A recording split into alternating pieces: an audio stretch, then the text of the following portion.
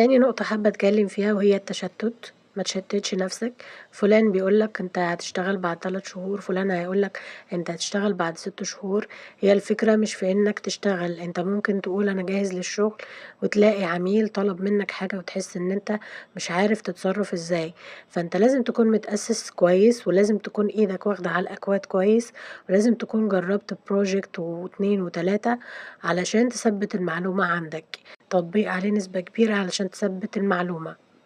طب تمام قولي لي الحل، قولي لي إن أنا أطبّق منين، في قنوات كتيرة على اليوتيوب، هات مشروع كده من المشاريع الموجودة على اليوتيوب وبُص فيه كويس، اعمل تغذية بصرية، أنا عايزة أقول لك إن أهم حاجة التغذية البصرية، إنك تشوف الprojects معمولة إزاي، وكمان خلّي عندك حِس فني شوية إنه أنا مثلًا شُفت project وعجبني، لأ أنا مش هاعمل زيه تمام، أنا هافكّر إن أنا أعمل حاجة مختلفة،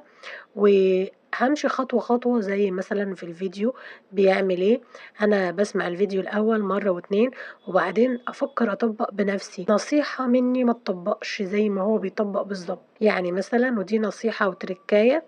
إنّك أنت لو هو مثلًا بيستخدم الفليكس استخدم أنت الجريد، لو هو بيستخدم حاجة معيّنة استخدم أنت التانية. حاول إن أنت تدّي لمستك وإن أنت تغيّر حتى الألوان، تغيّر الbackground غيّر أي حاجة لو أنت في البداية، بحيث إن أنت يبقى لك لمسة فنية لوحدك.